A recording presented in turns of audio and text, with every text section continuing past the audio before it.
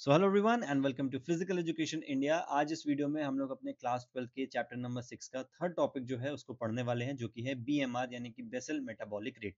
इसके पहले के जो टॉपिक्स हैं वो आपको प्लेलिस्ट पे मिल जाएंगे, नीचे डिस्क्रिप्शन में प्लेलिस्ट दी हुई है, सारे चैप्टर्स की प्लेलिस्ट दी हुई है।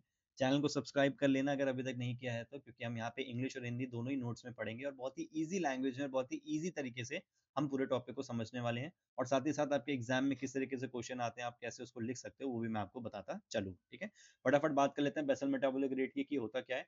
तो number of calories your body needs और बेसिक लाइफ सस्टेनिंग फंक्शंस, तो ये हमारा होता है बीएमआर यानी कि बेसल मेटाबॉलिक रेट। अब मैं और आसान भाषा में अगर आपको बताऊं तो जैसे कि हम सांस लेते हैं या सर्कुलेशन है या न्यूट्रिएंट का प्रोसेसिंग है, जो हम खाना खा रहे हैं उनकी प्रोसेसिंग है, या फिर सेल का प्रोडक्शन है, इन सारी चीज़ों को यूज़ करने में या फिर इन सारे प्रोसेस को करने में हमारी बॉडी और कैलोरीज का यूज करती है इंटरनली, तो वो हमारा बीएमआर के अंदर काउंट होता है। और अगर अच्छी तरीके से आप समझना चाहो तो जब आप सो रहे होते हो, जनरली जब आप सो रहे हो या रेस्ट कर रहे हो, उस केस में आपको ऐसा लगता है कि आप कुछ नहीं कर रहे हो, आप कोई फिजिकल एक्टिविटी तो कर नहीं रहे हो ना, आप चल फिर रहे हो, तो हम आपकी बॉडी कैलोरीज क्यों बर्न करेगी? लेकिन एक्चुअली में आपकी बॉडी उस समय भी कैलोरीज बर्न कर रही होती है जब वो इंटरनली बहुत सारे प्रोसेसेस कर रही होती है, आपके खाने को पचा रही होती है। अगर आप एक्सरसाइज करके आए हो तो आपके मसल्स को एनर्जी पहुंचा रही है, तो उस एनर्जी को बनाने में भी वो एनर्जी यूज कर रही है।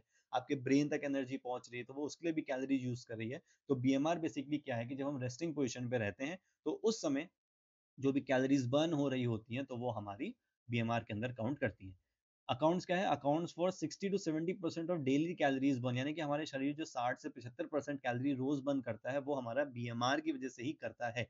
तभी आपने देखा होगा, आपको बोला जाता है जिम में कि अगर आप किसी एक मसल की एक्सरसाइज करो तो उसका असर आपको कब दिखता है? 1 से 2 दिन के बाद, क्योंकि जब आपकी बॉडी पूरी तरीके से कैलोरीज को बर्न कर रही होती है इंटरनली, उस जगह पे एनर्जी पहुंचा रही होती है, सारे सेल्स का प्रोडक्शन चल रहा होता है, रिप्रोडक्शन चल रहा होता है, तब आपको चेंजेस देखने को मिलते हैं और बीएमआर वहाँ पे बहुत ज्यादा आपको हेल्प करता है। ठीक है, it's a metabolism rate after fasting and during sleep. तो ये आपका मेटाबॉलिज्म रेट की बात करता है, जब आप सो जाते हो या फिर आप खा नहीं रहे होते हो उस समय जो एनर्जी यूज हो रही है बॉडी के अंदर, वो बीएमआर है। ठीक है, बॉडी फंक्शन क्या है? Provides energy for the brain, CNS, heart, kidneys, lung, liver, muscle, sex organs and skin. तो जितनी भी इंटरनली प्रोसेस है वो सब में एनर्जी प्रोवाइड करने का काम बीएमआर आपके लिए करता है। बीएमआर एंड वेट का क्या कॉम्बिनेशन है या फिर इनका क्या हम समझ सकते हैं कि क्या इनका बीच में एक रिलेशन है? तो ओवरवेट और obese individuals does not necessarily have a slow BMR. तो ऐसा समझा जा सकता है कि जो ओवरवेट लोग होते हैं उनका बीएमआर स्लो होगा, तो ऐसा जरूरी नहीं होता है। वो कभी कभी ज्यादा होता है, क्योंकि एक्स्ट्रा फैट की वजह से आपको और ज्यादा बॉडी के जो फंक्शंस होते हैं वो और ज्यादा बढ़ जाते हैं। आपके वाटर, आपके हार्ट, आपके सेल्स, आपके मसल्स, सबका साइज इंक्रीज हो गया होता है, जिसकी सॉरी नॉट मसल्स, आपका फैट इंक्रीज हो गया होता है, जिसकी वजह से और ज्यादा बीएमआर को एनर्जी वहां पे लगानी पड़ती है।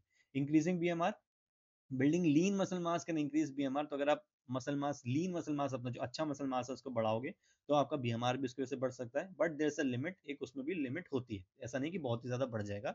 सम सप्लीमेंट्स में boost BMR but can have serious side effects. तो कुछ सप्लीमेंट्स ऐसे होते हैं जो कि इंडिविजुअल्स इनटेक करते हैं, जिसकी वजह से आपका बीएमआर बढ़ सकता है, उसका प्रोसेस बढ़ सकता है, नंबर ऑफ कैलोरीज बर्न बढ़ सकता है, लेकिन ज्यादा लेने पे वो नुकसानदायक भी हो सकता है। अब हम बहुत ज्यादा उसके बारे में डिस्कस नहीं करते हैं। ठीक है, चलो सिंपल सा एक फॉर्मूला है वो हम देख लेते हैं। ये फॉर्मूला आपको याद करना पड़ेगा, एमसीक्यूज में आ सकता है।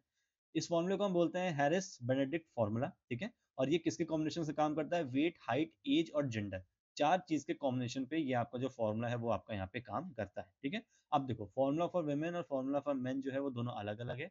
क्या डिफरेंस है इसमें देख लेते हैं। जब हम फीमेल की बात करते हैं तो आपको जब बीएमआर निकालना है किसी भी फीमेल का, आप लोग अपना निकाल लेना अगर आप देख रहे हो तो आपको क्या फॉर्मूला यूज करना है? 655 ये कांस्टेंट रहेगा, 9.6 ये कांस्टेंट रहेगा, इनटू वेट इन किलोग्राम्स, आपका जो भी वेट है वो आप यहाँ पे पुट कर दोगे, प्लस 1.8 ये कांस्टेंट रहेगा, इनटू हाइट इनटू सेंटीमीटर्स, जो भी आपकी हाइट है वो आपको यहाँ पे लिख देनी है इन सेंटीमीटर्स, ध्यान रखना, नॉट इन फीट या इंचेस या फिर मीटर्स में, सेंटीमीटर्स में लिख देना।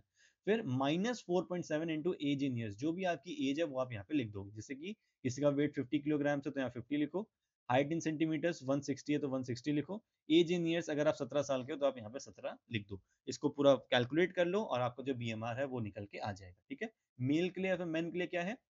ये जो 655 है ये बन जाएगा 66, 9.6 बन जाएगा 13.7 ऑफ किलोग्राम, आपको अपना पुट कर देना है।